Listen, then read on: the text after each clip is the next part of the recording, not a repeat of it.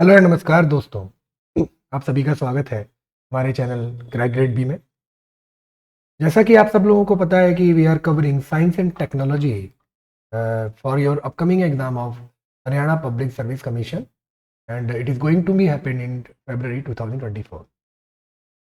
Today we will discuss a very important topic, that is sound, and the probability of the question coming from this topic is very high. So let's see what you are going to understand from this sound.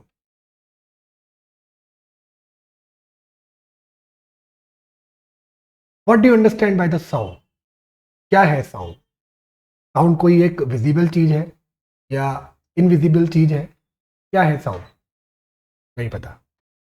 Sound is a form of energy which produce sensation of hearing. आप कभी देखते हैं कि आपके आसपास से कोई गाड़ी जा रही है या फिर बहुत हाई स्पीड में प्लेन गुजर रहा है ऊपर से, तो उसकी जो साउंड है वो आपके कान में आती है और आपको एक सेंसेशन जैसा फील होता है. तो वो सेंसेशन आता कैसे है?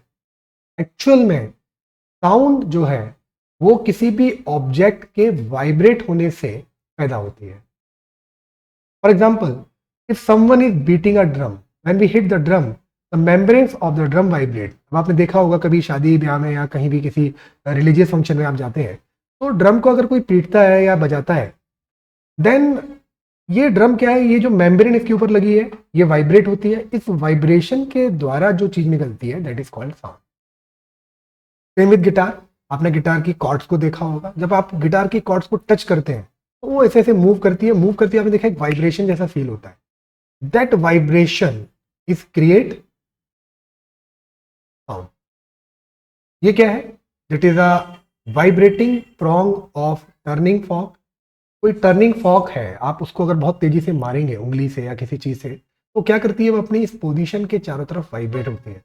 तो ये वाइब्रेशन जो है ना, that is creating actually the sound and which we are going to sense with the help of our ear. तो आप कहोगे कि भैया ह्यूमन के अंदर से कैसे साउंड निकलती है? तो आपने कभी, अब जब मैं आपको एक अपना बायोलॉजी का चैप्टर पढ़ाऊंगा ना, तो मैं आपको बताऊंगा कि वोकल कॉर्ड कहाँ होती है गले के अंदर. तो वोकल कॉर्ड क्या है, जब आप बोलते हो तो वोकल कॉर्ड वाइब्रेट करती है. जब वो वाइब्रेट करती है तो वो वाइब्रेशन जो क्रिएट होते हैं हमारे वोकल कॉर्ड से, वो साउंड के फॉर्म में बाहर निकलते हैं. That is called sound. अब बात करते हैं कि साउंड प्रोड्यूस कैसे होती है. याद रखना, साउंड जो है ना वो किसी पार्टिकल, जैसे कि ये कॉर्ड है, इस chord is made of some metal. तो ये मेटल है ना, मेटल के अंदर वाइब्रेशन फील नहीं हो रहा, लेकिन जब ये मेटल की कॉर्ड इधर उधर हिल रही है ना, तो वो जो अपने आसपास के एनवायरनमेंट है उस एनवायरनमेंट को वो हिला रही है. That environment create, that medium create sound. ठीक है, तो अब इसके बारे में थोड़ा गौर से देखते हैं फ्रेंड्स.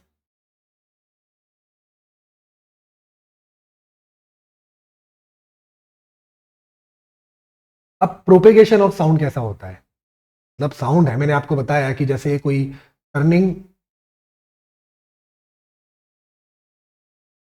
फॉक है, ठीक है. तो इसमें क्या होगा, जब ये वाइब्रेट करेगा ना, तो वाइब्रेट क्या करता है, साउंड जो है वो to and fro motion of the particle, मतलब वो अपने आसपास के पार्टिकल को क्या करेगा, पहले कंप्रेस करेगा, फिर वो उसको रिफ्लेक्ट करेगा. कैसे करता है? As the object move back and forth rapidly, series of compression and rarefaction जो जनरेट होते हैं. जैसे वो अपनी पोजीशन के बाद पहले इधर जाएगा, फिर अंदर की तरफ आएगा, फिर इधर जाएगा, फिर अंदर की तरफ जाएगा. जब वो बाहर की तरफ जाता है तो क्या क्रिएट करता है? कंप्रेशन क्रिएट करता है, क्योंकि इसके आसपास के जो एनवायरनमेंट में जो पार्टिकल है ना, वो कंप्रेस हो जाएंगे. वो कंप्रेशन मैंने यहाँ पे शो किया है. लेकिन जब वो अपनी फिर वापस पोजीशन पे आएगा तो वो क्या है कि फिर वो रिफ्रैक्शन, रेयर फ्रैक्शन आ जाएगा. तो रेयर फ्रैक्शन और compression, these are the two phenomena which created during the propagation of the sound. यहां फिगर से आप देख सकते हैं, इन दिस कंप्रेशन आपको लग रहा है कि बहुत डेंस एरिया है, बहुत डेंस एरिया, तो आपको लग रहा है कि हाँ ये पार्टिकल बहुत ज्यादा प्रेशराइज हो रहे होंगे. तो याद रखना, during compression high pressure create होता है, ड्यूरिंग रेयरफेक्शन आपका लोअर प्रेशर क्रिएट होता है. ठीक है, तो प्रेशर कैसे रिलेट हुआ आपके साउंड से? Pressure is related to the number of particles of a medium in a given volume. आपको पता है ये बहुत पुरानी डेफिनेशन है। But more density of the particle in the medium gives more pressure and vice versa. ठीक है, तो जब ज्यादा डेंसिटी होगी तो ज्यादा प्रेशर होगा। आपको ये टर्म यहां पे याद रखनी है, more density and the more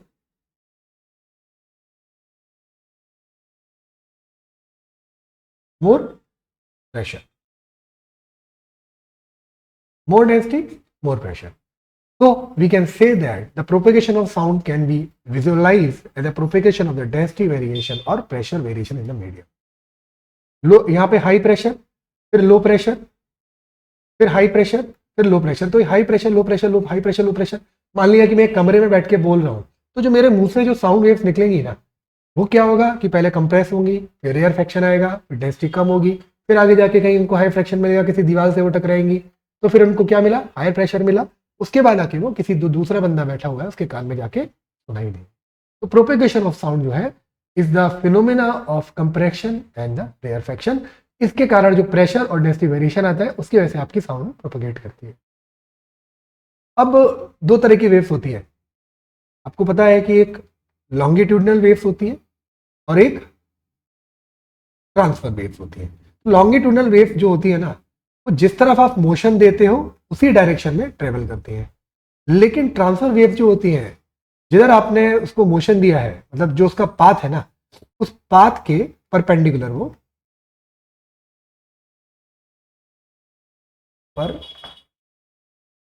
perpendicular vibrate करेगी। तो वो ऐसे ऐसे इसमें इस फिगर में आपने देखा तो ये इसके परपेंडिकुलर वाइब्रेट कर रही है, मतलब मूव कर रही है। बट ये क्या है, ये लॉन्गिट्यूडनल वेव्स है जिधर आपने डायरेक्शन दी है। तो जो पाथ है उसी पाथ के अगर ये पैरेलल जा रही है तो ये क्या होगा, ये आपकी लॉन्गिट्यूडनल वेव्स होगी। तो हमारी जो साउंड वेव्स होती है ना, वो लॉन्गिट्यूडनल वेव्स होती है। वो जिस डायरेक्शन में जाती हैं, जिस पाथ को फॉलो करती हैं, उसी डायरेक्शन मूव करती हैं, उसके परपेंडिकुलर मूव नहीं करती। तो sound wave is a longitudinal wave. ठीक है, अब जैसे ये एक मैंने एक जीआईएफ लिया है। जीआईएफ में आपको समझ में आ रहा है कि कोई स्पीकर है, उस स्पीकर से अगर कोई साउंड वेव्स निकल रही है, कंप्रेशन और रेयर फ्रैक्शन आ रहा है, वो क्या है कि ना, वो जिस तरफ वो चल रही है, मतलब जो उसका पाथ है उसके वो पैरेलल मूव कर रही है, अलोंग द पाथ मूव कर रही है। कहाँ जा रही है, अलोंग द पाथ मूव कर रही है। तो ये फिनोमेना जो है ना, ये साउंड वेव के साथ है। बाकी सारी वेव्स है, जैसे लाइट वेव्स हुई, बाकी दूसरे तरह की वेव हुई, उनकी कैरेक्टरिस्टिक्स डिफरेंट है as compare to the sound wave. अब characteristics of the sound wave कैसे डिफाइन करते हैं?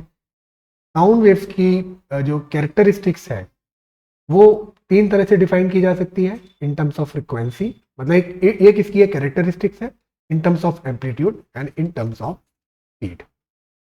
ये वही फिगर है जो मैंने आपको दोबारा बताया कि स्पीकर से कोई साउंड निकली, compression, rarefaction, compression, rarefaction, compression, rarefaction, compression, rarefaction. तो C R C R C R C R आ गया। प्रेशर वेरिएशन उसने कॉरस्पॉन्डिंग यहाँ दिखा दिया इसके। ठीक है, डेंसिटी वेरिएशन भी आप देख सकते हैं।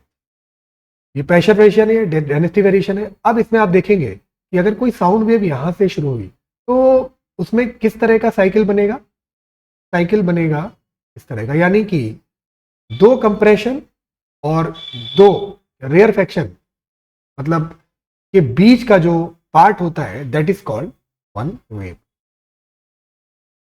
ठीक है, तो पहले देखते हैं इसके बारे में क्या होता है। देखिए, फ्रीक्वेंसी वेवलेंथ क्या होती है? The distance between two consecutive compression और two consecutive rarefaction is called the wavelength.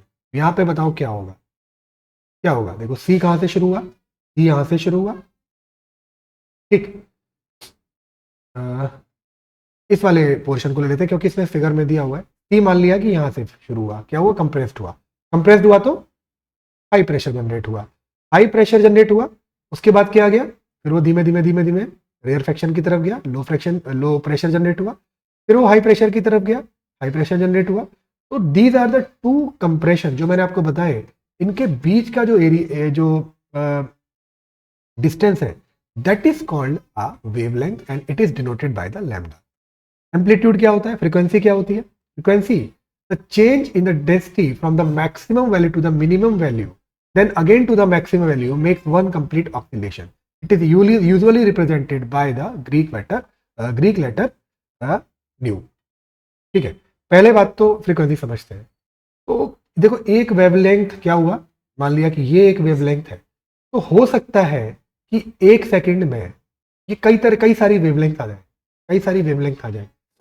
तो फ्रीक्वेंसी क्या जनरेट करती है, फ्रीक्वेंसी बताती है the change in the density from the maximum value to the minimum value then again to the maximum value. यानी कि जो एक साइकिल ये कंप्लीट कर रहा है ना, वो पर यूनिट टाइम में जितना भी साइकिल कंप्लीट कर रहा है, इट डिनोट्स इट्स फ्रीक्वेंसी। ठीक है, the time taken by the two consecutive compression और refraction to cross a fix point is called the period.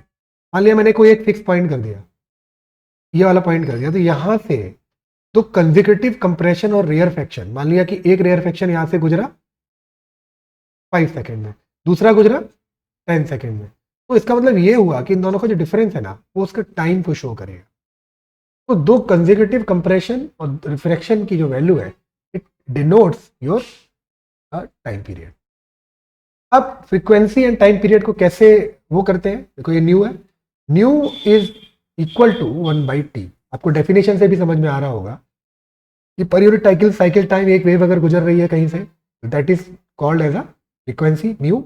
और साइकिल टाइम मैंने आपको बता दिया कि एक फिक्स पॉइंट से जब एक वेव गुजर रही है, उस फिक्स पॉइंट से जो दो कंसेक्यूटिव कंप्रेशन, आइदर कंप्रेशन और आपका रेयर फ्रैक्शन, तो उसमें जो गुजर रहा है दैट इज कॉल्ड आपका साउंड। ठीक है,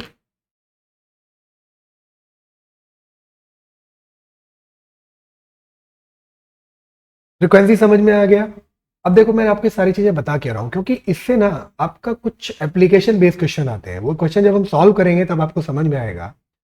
पहली बात आप देखो, अब क्या है कि पिच कैसे डिफाइंड होती है। देखो pitch is nothing, the brain interpret the frequency of the emitted sound is called the pitch. मतलब पिच जो है ना is related to frequency. Faster the vibration of the source the higher the frequency. मान लिया कि कोई बहुत source fast fast fast fast fast जा रहा है, तो उसकी फ्रीक्वेंसी क्या ज़्यादा होगी, क्योंकि एक यूनिट टाइम में बहुत सारे वेव जो हैं एक यूनिट टाइम में वहाँ पे जनरेट हो रहे हैं।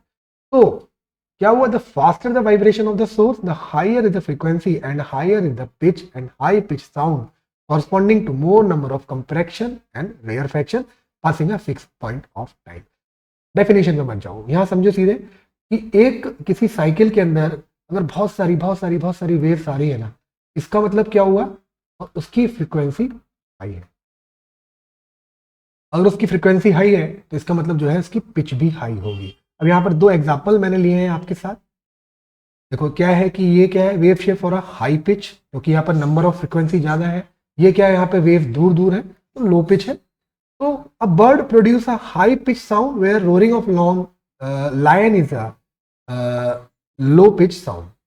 मतलब बर्ड जो प्रोड्यूस करता है ना, अपनी मतलब जो निकालता है साउंड, जैसे आपने सुनी होगी अपने घरों में, तो वो क्या है ना कि वो साउंड की जो पिच है ना, वो पिच मतलब बहुत ज़्यादा होगी, लेकिन जब शेर चिल्लाता है, गड़ाता है, तो उसकी वेव जो है बहुत लंबी लंबी होती है, तो वो क्या है, उसकी लो पिच होगी। तो याद रखना, कंफ्यूज मत होना। आपसे अगर क्वेश्चन पूछ ले कि मान ली 3 ऑप्शन रख दिया उसने कि women, man, lion and bird, इसमें सबसे ज़्यादा कम जो पिच होगी, लो पिच होगी, वो किसकी होगी, तो वो होगी लायन की। अब यहाँ पर एक एग्जांपल और है, women has a higher pitch as compare to the man. Pitch is related to the frequency, higher the frequency higher the pitch, lower the frequency lower the pitch. और इस फिनोमेना से आप इस चीज को समझ सकते। ठीक है,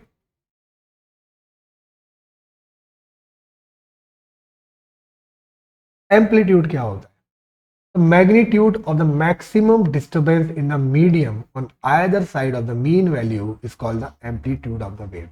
मान लिया कि देखो ये मीन वैल्यू है, इसमें ये फ्रीक्वेंसी बहुत ऊपर जा रही है, बहुत नीचे जा रही है, हो सकता है कि इससे भी ऊपर जाए, इससे भी नीचे जाए। तो ये जो वैल्यू जा रही है ना, दैट इज कॉल्ड एम्पलीट्यूड। अब किसी मीन वैल्यू के जो चारों तरफ बहुत ज्यादा ये मूव कर रहा है, दैट इज कॉल्ड एम्पलीट्यूड। अच्छा, फ्रिक्वेंसी ने तो पिच को मेजर कर लिया, लेकिन एम्पलीट्यूड क्या मेजर करता है? The amplitude of the sound is measure the height of the wave, वो मैंने आपको समझा दिया. The amplitude of the sound wave can defined as the loudness और the amount of maximum displacement of the vibrating particle of the medium from their mean position. मतलब कहने का ये है कि आप सिंपल याद रखो, एम्पलीट्यूड जो है ना किसी भी चीज की लाउडनेस को शो करता है. अब इसका एग्जांपल कहाँ लोगे? अभी देखो, अभी कुछ दिन पहले गणेश चतुर्थी का फेस्टिवल निकला है, दुर्गा पूजा निकली है, दिवाली निकली है, आने में नया 1 जनवरी आ रहा है. तो इसमें क्या डीजे बजते हैं. आपने डीजे को देखा होगा, तो जब आप बाहर निकलते हो रोड पे, सब साउंड करते हैं, Dick Dick Dick Dick Dick Dick. तो एक्चुअली क्या कर रहे हैं? आप कहते हैं भाई और बढ़ाओ, लाउड करो, लाउड करो. तो एक्चुअल में वो क्या कर रहा है? He is amplifying. Amplifying means उसके एम्पलीट्यूड को बढ़ा रहा है. Amplitude is directly related to the loudness. ठीक है, याद रखना दोस्तों इस चीज को. अब लाउडनेस और पिच में रिलेशनशिप क्या होता है? देखो, बिल्कुल अपोजिट होते हैं. अगर एम्पलीट्यूड बढ़ेगा तो लाउडनेस बढ़ेगी. एम्पलीट्यूड मतलब ऊपर की चीज बढ़ेगी, लेकिन फ्रीक्वेंसी बढ़ेगी ना तो उसकी पिच बढ़ेगी. इसमें क्या बोला उसने कि लाउडनेस अगर इसमें बोला कि एम्पलीट्यूड अगर बढ़ेगा तो तुम्हारा लाउडनेस बढ़ेगा, और एम्पलीट्यूड अगर कम होगा तो लाउडनेस डिक्रीज होगी. तो देखो यहाँ पर इसने वेव की जो हाइट है ना वो बहुत ज्यादा कर दी है, लेकिन अगर वेव छोटी है, छोटी वेव है, तो लाउडनेस मतलब कम है. तो it is the phenomena, it is due to the amplitude of the sound wave. Pitch decrease और पिच इंक्रीज कब करती है? जब फ्रीक्वेंसी जब ज्यादा होगी, एक साइकिल में नंबर ऑफ साइकिल ज्यादा ले रहा है वो, तो फ्रीक्वेंसी ज्यादा होगी. फ्रीक्वेंसी ज्यादा होगी तो उसकी पिच इंक्रीज कर जाएगी. अगर फ्रीक्वेंसी कम है तो उसकी पिच डिक्रीज कर जाएगी. तो लाउडनेस और पिच का आपको रिलेशन यहाँ से समझ में. स्पीड क्या होता है? Speed of the sound is defined as the distance which a point on a wave such as a compression or reflection travels per unit time. ठीक है, डिफरेंस है यहाँ पे. स्पीड, अब आपको पता है कि एक वेवलेंथ कितनी होती है, वो लैम्डा से डिनोट की जाती है. तो लैम्डा को अगर हम डिस्टेंस मान लें और अपने जो यूनिवर्सल लॉज हैं, न्यूटन्स के जो लॉ हैं, और स्पीड को हम डिफाइन करते हैं कि डिस्टेंस पर यूनिट टाइम, तो यहाँ पर लैम्डा इज डिस्टेंस और T is the time cycle. तो यहाँ पे क्या हुआ? Speed is denoted by v, and it is the when you divide the lambda, the wavelength, by its time period, then you will can get the speed of the wave. तो यहाँ से आपको एक चीज समझ में आ गई, speed is equal to the wavelength into frequency. Why? Because 1/t is equal to the new, that is called frequency.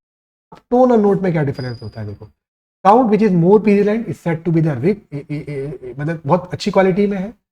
Sound of a single frequency is called the tone. एक फ्रीक्वेंसी के साथ आ रही है, ठीक है, that is called tone. Sound सा में सा एक टोन है. The sound which produce due to the mixture of the several frequency is called the note. ठीक है, आप कभी मतलब डिटेल में देखना, म्यूजिशियन जो होते हैं वो टोन और नोट की बात क्यों करते हैं. तो नोट क्या है? उसमें बहुत सारी फ्रीक्वेंसीज आ रही है. कैसे आ रही है? वो खुद गा भी रहा है, उसकी खुद फ्रिक्वेंसी, कुछ फ्रिक्वेंसी है, किस फ्रिक्वेंसी पे गा रहा है, म्यूजिक भी चल रहा है, और साथ में मतलब तबला गिटार सब बज रहे हैं. तो ये सारी चीजें जो शो करती है ना, वो होता है आपका नोट. और जो सिंगल टोन है, एक आपने गिटार को वाइब्रेट किया, एक बार वाइब्रेट किया तो जो साउंड प्रोड्यूस हुई, that is called tone. Noise क्या है कि मतलब unpleasant to the hear. Intensity क्या होती है भाई? देखो, बहुत इंपॉर्टेंट कॉन्सेप्ट है, याद रखना. The amount of sound energy, मतलब आप जो साउंड अपने मुंह से निकाल रहे हो, passing each second through a unit area, किसी भी यूनिट एरिया से पास हो रही है, दैट इज कॉल्ड साउंड. तो याद रखना, intensity of sound is related to the sound energy, but loudness and intensity both are different. Loudness क्या है? वो उसके एम्पलीट्यूड को शो करता है, वो कितना तेज बोल रहा है, that is called loudness. And intensity क्या है कि वो कितनी एनर्जी निकल रही है उसके बोलने में, दैट इज कॉल्ड उसकी इंटेंसिटी. तो ये इंटरचेंजेबली कभी इनको यूज नहीं कर रहा है. Loudness and intensity both are different term. Now speed of the sound is depends upon the medium and the temperature. As the temperature will increase, important concept है, as the speed of the sound decrease when go from the solid to gaseous state in any medium, and as we increase the temperature the speed of the sound increase. कहने का मतलब यह है कि किसी area में अगर 48 degree temperature है, मान लिया राजस्थान है, तो वहां पर अगर आप बोलोगे ना तो लोगों के पास बहुत जल्दी पहुंचेगी, और अगर हम यही बात जम्मू एंड कश्मीर बोलेंगे, थोड़ा टेम्परेचर कम है, तो वहाँ पे जो साउंड की स्पीड है ना वो थोड़ी कम रहेगी। मतलब बहुत ज़्यादा डिफरेंस नहीं है, एक जगह अगर 340 है तो दूसरी जगह 346 मीटर पर सेकेंड होगा, तो 6-7 मीटर पर सेकेंड का डिफरेंस है, बहुत ज़्यादा डिफरेंस आपको क्रिएट नहीं होगा। But scientifically we can say that as the temperature increase the velocity of the sound will increase. Medium पे कैसे डिपेंड करती है, when you will move from solid to gas its velocity of the sound will decrease. अब यहाँ पर आप याद रखना, कभी कभी क्वेश्चन आ जाता है कि aluminium, nickel, steel, iron, brass, इसमें से सबसे ज़्यादा स्पीड की साउंड किसमें होगी। तो ये जो हायरार्की है ना इसकी, इसको याद रखना। मान लिया उसने क्वेश्चन बोल दिया एल्यूमिनियम बोल दिया, इथेनॉल बोल दिया और एयर बोल दिया, तो आपको थोड़ा इजी हो जाएगा करना। लेकिन अगर उसने सारे सॉलिड दे दिए ना, तो ये थोड़ा सा टेबल याद रखना, एनसीईआरटी से उठाया गया है, एनसीईआरटी रेफरेंस लेके चलना, कहीं से वो डालता नहीं है क्वेश्चन।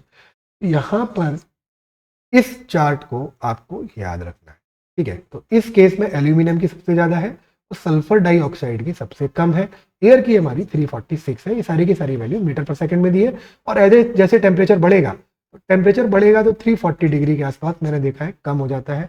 मान लिया कि मतलब ये जो वैल्यूज दी है ना, 20 डिग्री टेम्परेचर के आसपास दी हुई है। इससे ज़्यादा कम टेम्परेचर होगा या ज़्यादा होगा तो फिर वेरिएशन आएगा स्पीड। अच्छा, speed of the sound in humidity, question आया था इसलिए मैंने ये पॉइंट यहाँ पे रखा है। Speed of the sound in air increase with in the humidity. अगर वो कहता है कि किसी जगह पर अगर ह्यूमिडिटी इंक्रीज हो रही है तो आपकी साउंड भी इंक्रीज होगी। इसका रीजन क्या है, density of the humid air is less than the density of the dry air. As the density of the medium decrease, the speed of the sound in the medium, the density decrease होगी तो आपकी sound की जो speed है वो increase होगी। This is the reason. अब यहाँ पर इसने क्या बोला, the speed of the sound in dry air is 340 और the speed of the sound in moist air यानी कि ह्यूमिड एयर में 346। इस चार्ट से आप देख सकते हैं, देखो 0% ह्यूमिडिटी पे क्या है कि वो 343 है, लेकिन जैसे जैसे जैसे 100% ह्यूमिडिटी हो रही है ना, तो 346 के आसपास में जा रही है। यह टेम्परेचर उसने 20 डिग्री ही रखा है, ठीक। ना रिफ्लेक्शन ऑफ द साउंड क्या होता है, जैसे रिफ्लेक्शन ऑफ द लाइट होता है ना, वैसे ही रिफ्लेक्शन ऑफ द साउंड होता है कि जब कोई साउंड किसी ऑप्टिकल से जाके टकराती है ना, तो इक्वल एंगल्स पे जाके मतलब बाहर निकलती है। अगर मैं कहूँ ये एंगल 45 डिग्री है तो ये एंगल 45 डिग्री है, ठीक है। तो एंगल ऑफ इंसिडेंस हो गया 45, एंगल ऑफ हो गया रिफ्लेक्शन 45। तो यानी कि एंगल ऑफ इंसिडेंस और एंगल ऑफ रिफ्लेक्शन साउंड के केस में भी बराबर होते हैं, जैसे कि आपके लाइट के केस में होते हैं। लाइट के केस के बाद में डिस्कस करेंगे हम लोग। इको क्या होता है भाई, इको बहुत इंपॉर्टेंट है। पहली बात तो जब हम कोई चीज़ बोलते हैं तो ओरिजिनल साउंड यहाँ से निकली, टकराने के बाद वो साउंड जो है आपको अगर वापस सुनाई देती है, मान लिया कि कोई आदमी दीवार के पास रह के चिल्ला रहा है, तो जब ये दीवार से टकराने के बाद जो साउंड आपको सुनाई देती है ना, दैट इज कॉल्ड इको।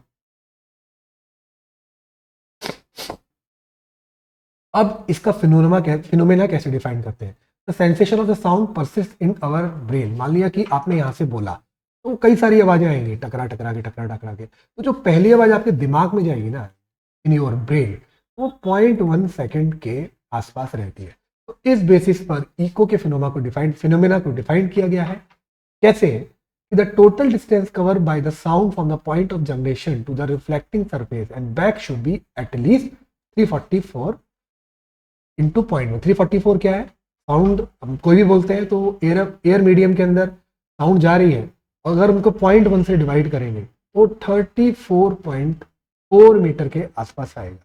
तो मतलब कहने का ये है कि अगर आपको इको जनरेट करना है ना, तो डिवाइड बाई 2 कर दो इसको, यानी कि 17.2 मीटर के पास से खड़े होके अगर आप कुछ बोलेंगे, and this distance will change the, ये क्या करेगा, ये आपको इको क्रिएट करेगा। क्या कहता है, for hearing distance echoes the maximum distance of the obstacle from the source of the sound must be 7.2। और ये कैसे निकाली, एयर के साउंड की वेलोसिटी एयर में पता है, और 0.1 क्या है कि दिमाग में जो हमें टाइम लगता है उसको सुनने में, ब्रेन को रिस्पॉन्स करने में, वो टाइम इसने ले लिया। इको को मतलब मोटा मोटा तौर पे हम यहाँ से ये समझते हैं। इको के फिनोमेनास क्या होते हैं, पहली बात तो रिवर्बरेशन क्या होता है, the repeated reflection that result in this persistent of sound is called reverberation. मान लिया कोई बंदा बोल रहा है और किसी कन्फाइंड स्पेस में बोल रहा है, तो क्या होगा कि जो बोल रहा है वो आवाज यहाँ से टकराएगी, यहाँ से टकराएगी, यहाँ से टकराएंगी, कई जगह से टकरा के जो लोग बैठे हुए हैं क्लासरूम में या ऑडिटोरियम में वो उनको जाके मिलेगी। तो to reduce the reverberation, the roof and the walls of the auditoriums are generally covered with the sound or tone. कहने का मतलब ये है कि अगर किसी ऑडिटोरियम में आप बैठे हैं तो कई तरह के साउंड एब्जॉर्बेंट्स यूज किए जाते हैं ताकि जो रिफ्लेक्शन आ रहा है ना, वो आवाज गूंज रही है, जिसको हम गूंजना बोलते हैं, वो आवाज गूंज रही है, वो उसको एब्जॉर्ब कर ले। इसके लिए किस तरह का मटेरियल यूज करते हैं? Compressed fibre board, rough plaster, draperies, seat material are also selected on the base of their sound absorbing product. जब पिक्चर हॉल में आप जाते हो ना, तो आपको देखा होगा कि आप बैठते हो, कुछ सीटों को भी वो इस तरह से डिजाइन करते हैं कि जो पिक्चर की साउंड आ रही है ना, वो गूंजे ना, वो रिफ्लेक्ट ना हो सीट से। तो इस तरह का लेवल का डिजाइन करते हैं during to counter this reverberation process.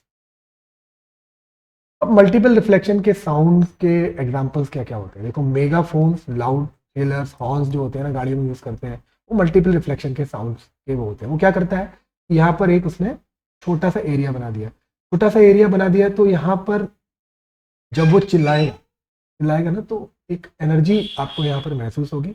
जब ये एनर्जी महसूस होगी तो वो मल्टीपल रिफ्लेक्शन के साथ जाके ना हाईएस्ट एनर्जी के साथ आपको बाहर मिलेगी। दूसरा स्टेथोस्कोप्स है। स्टेथोस्कोप में भी यही प्रिंसिपल यूज होता है कि भाई डॉक्टर आपकी दिल की धड़कन कैसे सुनता है, जब वहाँ से दिल की धड़कन आ रही है तो वो रिफ्लेक्शन में आएगी कैसे, इतनी हल्की आवाज़ होती है, जब तक उसको आप रिफ्लेक्ट नहीं करोगे ना, तब तक वो डॉक्टर के कान तक नहीं पहुँचेगी। तो वो रिफ्लेक्शन के प्रिंसिपल के बेस पर ही एक बहुत हल्की सी धड़कन को आपके कान तक पहुँचाया, डॉक्टर के कान तक पहुँचाया जाता है। ठीक है, इसके बाद मेगाफोन्स तो मैंने आपको बता दिया, रिपीट हो गया। अब आपको एक चीज़ और पता होगी, जो कॉन्फ्रेंस हॉल है ना, कॉन्फ्रेंस हॉल की जो छत है या पिक्चर ऑडिटोरियम की जो छत है, कभी कभी क्या करते हैं, जो ऑडिटोरियम है उसके पीछे के एरिया को भी कर्व्ड बनाते हैं। इस कर्व्ड बनाने का एक रीजन है, इसको टेढ़ा क्यों बनाया जाता है, कर्वी शेप क्यों दिया जाता है? क्यों? क्योंकि जब कोई बंदा बोल रहा है ना, तो ये कर्वी शेप ना एक सही सा रिफ्लेक्शन देता है साउंड को। तो उस रिफ्लेक्शन के कारण जो ऑडियंस है ना, उनके पास अच्छी आवाज जाती है और प्लीजिंग साउंड जाती है। तो पिक्चर हॉल में भी या ऑडिटोरियम में भी कभी कभी आप जाते हैं, बैठते हैं, देखते हैं, तो वहाँ पर भी ना ऊपर की छत को उसकी कर्व शेप में बनाते हैं।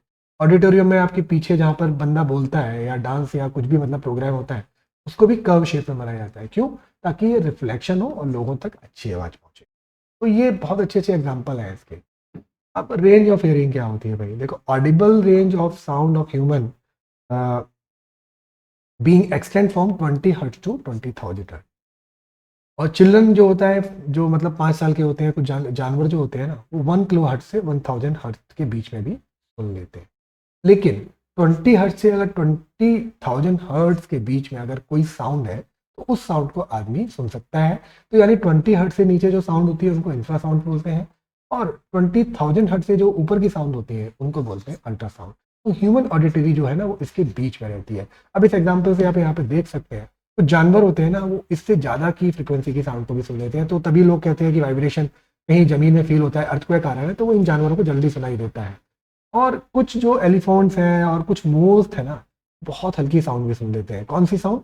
मतलब 20 हर्ट्ज से नीचे की साउंड को भी। तो एलिफेंट हुआ, मोथ हुआ, कुछ जानवर हुए और कुछ बच्चे होते हैं, ये कुछ इस कैटेगरी में आते हैं जो मतलब कि 20 हर्ट्ज से नीचे की साउंड को भी सुन सकते हैं। लेकिन ह्यूमन जो ऑडिटरी साउंड्स है ना, वो 20 हर्ट्ज से और 20,000 हर्ट्ज के बीच में रहती है। ये स्पेशल केसेस है। अच्छा, डॉल्फिन जो है वो क्या करती है, मतलब 160,000 फ्रिक्वेंसी के हर्ट्ज को भी प्रोड्यूस कर सकती और सुन सकती।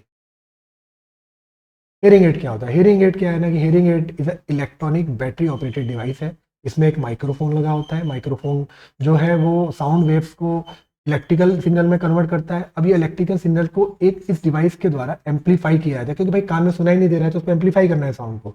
तो these amplified signals give the speaker to the hearing aid, and the speaker convert this amplified electrical signal to the sound and send for this clear hearing। ठीक है, तो इसमें एम्पलीफाई किया जाता है with the help of the electrical device. ठीक है, application of ultrasound में आपको बता दूं क्या करता है, क्लीनिंग में यूज करने के लिए करते हैं। भाई, आप ये पानी है, इसके अंदर आप अगर अल्ट्रासाउंड साउंड वेव्स को छोड़ देंगे, तो ये पानी क्या है ना, ये कोई भी कुछ जमा होगा इसके अंदर, कोई भी चीज़ गंदी होगी, जहाँ पे मतलब बहुत इजीली आप रीच नहीं कर पा रहे हो, वहाँ पे अल्ट्रासाउंड वेव्स को छोड़ दो तो वो उस चीज़ को क्लीन कर देगा। डिफेक्ट फाइंड करने के लिए। कोई मेटल है, मेटल के अंदर अगर आप अल्ट्रासाउंड वेव को छोड़ेंगे तो वो क्या है कि अगर वो थ्रू है तो वो आपको दूसरी जगह रिसीव हो जाएंगी उसी फॉर्म में, लेकिन अगर कोई डिफेक्ट है ना तो वो रिफ्लेक्ट होकर वापस आ जाएंगी और वो आपको आपके मीटर में शो करेगी। तो ये डिफ्लेक्शन रिफ्लेक्शन जो आता है किसी भी डिफेक्टेड मटेरियल के अंदर, वो आपको अपने रिसीवर के अंदर रिसीव हो रहा है। तो ये क्या शो करता है, ये शो करता है कि पार्टिकल,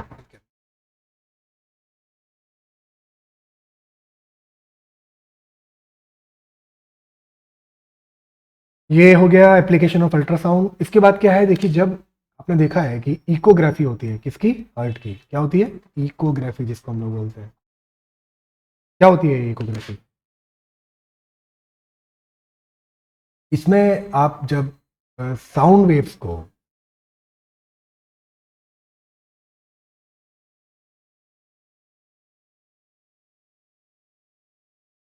इकोकार्डियोग्राफी में हम लोग क्या करते हैं, इकोकार्डियोग्राफी में हार्ट के अंदर हम साउंड वेव्स को भेजते हैं।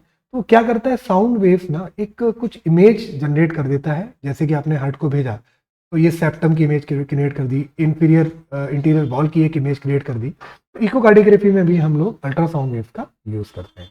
ठीक है, ये भी वही एग्जाम्पल है। अब अल्ट्रासोनोग्राफी क्या होता है, जनरली आपने देखा होगा प्रेग्नेंट लेडीज जो है डॉक्टर जनरली रिकमेंड करता है कि अल्ट्रासाउंड करा के हो।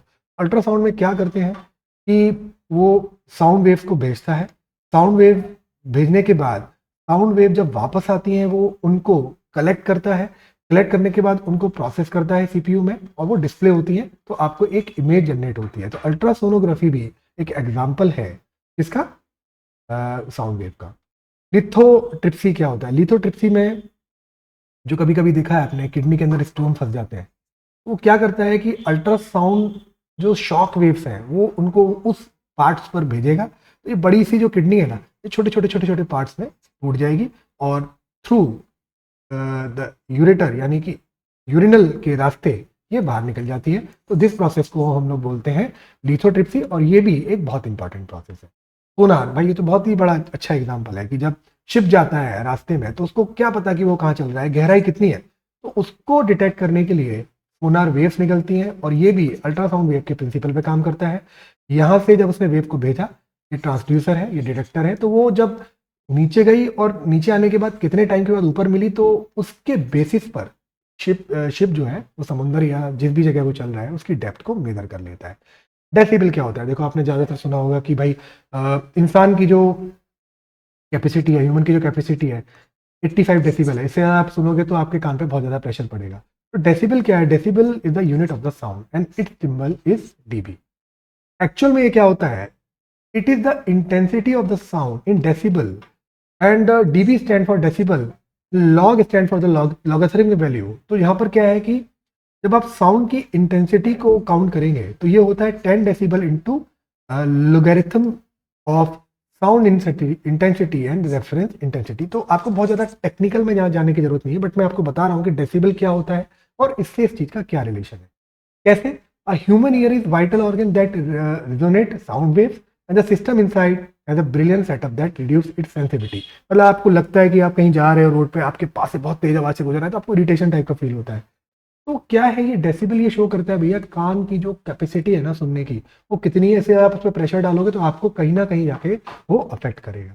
तो this decibel meter use display that project, मतलब इसमें क्या है एक्चुअल में, यहाँ पर उसने क्या किया कि एक साउंड की इंटेंसिटी ले ली और एक रेफरेंस इंटेंसिटी ले ली और उसको लॉगरिथमिक स्केल पे डाउन किया और उसको 10 से अगर मल्टीप्लाई किया तो इंटेंसिटी शो हो जाएगी। और ये इंटेंसिटी एक्चुअल में आपको न्यूमेरिकल वैल्यू में कन्वर्ट होकर दिखाई देगी कि कितनी कितनी वैल्यू कौन कौन इंसान किस किस लेवल पर सुन सकता है। या फिर मैं कहूँ कि मैं जिस लेवल पे बोल रहा हूँ तो मेरा कितना डेसिबल होगा, अगर मैं धीमे से बात करूंगा तो कितना डेसिबल होगा। ये सारी की सारी चीज़ें डेसिबल से दिखाई जाती है। अब डेसिबल का फायदा क्या है, इसके लिए क्या है, आप अपने फ़ोन में देखो, कभी कभी एप्लीकेशन भी डाउनलोड करो, आप बोलो। जैसे भी आप क्रिकेट मैच था, वर्ल्ड कप हुआ था, हम लोग हार गए, है ना, हार गए तो कोई बात नहीं, लेकिन वर्ल्ड कप में जब आपने देखा होगा तो जब लोग छक्का पड़ता था या आउट होता था अपोजिट टीम का प्लेयर, तो दिखाता था कि कितना साउंड लेवल है, 120 dB, 121 dB, 127 dB। तो ये दिखाता था कि उस समय कितनी आवाज वहां पे गूंज रही है, मतलब चिल्ला रहे हैं कितनी से लोग। That is called decibel. अब ये चार्ट भैया याद कर लेना, टिप्स पर रख लेना, ये बहुत बार क्वेश्चन आया है। अगर आप सांस लेते हैं तो वो 10 डेसिबल शो करता है। रसल ऑफ लीव्स, लीव्स अगर हिल रही है तो उनके 20 डेसिबल है। इस पर धीमे से बात कर रहा है आदमी तो 30 डेसिबल है। रेफ्रिजरेटर की कितनी है, 40 है। रेन की, चैट की, कार की, हेयर ड्रायर की। तो ये सारी की सारी चीज़ें आप याद कर लेना कि इतनी इतनी साउंड ये लोग प्रोड्यूस करते हैं। ह्यूमन ईयर की मैंने आपको बता दी 84-85 डेसिबल के आसपास कान हमारी सुनने की क्षमता रखता है। इससे ऊपर आपके कान के लिए डेंजर हो सकता है। तो आप देख लो, इससे नीचे की चीजें तो आप सुन सकते हो, लेकिन इससे ऊपर की चीजें होती है ना, वो बहुत ही खतरनाक होती है आपके कान के लिए। सेम यहाँ पर यही चीज उसने फ्रीक्वेंसी के साथ समझाई है इस चार्ट में। इस तरफ उसने क्या बोल दिया, डेसिबल बोल दिया, इस तरफ आपका उसने फ्रीक्वेंसी बोल दी। जो अगर कोई भी बंदा विस्परिंग कर रहा है तो बोल रहा है कि वो 20 डेसिबल के आसपास की होगी, और जो उसकी फ्रीक्वेंसी होगी ना वो 100 से 10,000 किलोहर्ट्ज के बीच में होगी। सेम ये अंडर वाटर कम्युनिकेशन जो सोनार होता है ना, उसकी जो डेसिबल होती है वैल्यू वो 220 के आसपास आती है, और जो फ्रीक्वेंसी होती है ना, फ्रीक्वेंसी रेंज उसकी 10,000 से लेके 1 लाख के आसपास रहती है। तो ये चार्ट से आपने चीज़ें क्लियर कर ली सारी की सारी, ठीक है। तो ये था मेरी तरफ से दोस्तों। पढ़ते रहिए, मेहनत करते रहिए। मैंने आपके कॉन्सेप्ट को क्लियर करने की कोशिश की है, किस तरह के क्वेश्चंस आते हैं वो भी मैंने आपको बताने की कोशिश की है। तो thank you and happy learning.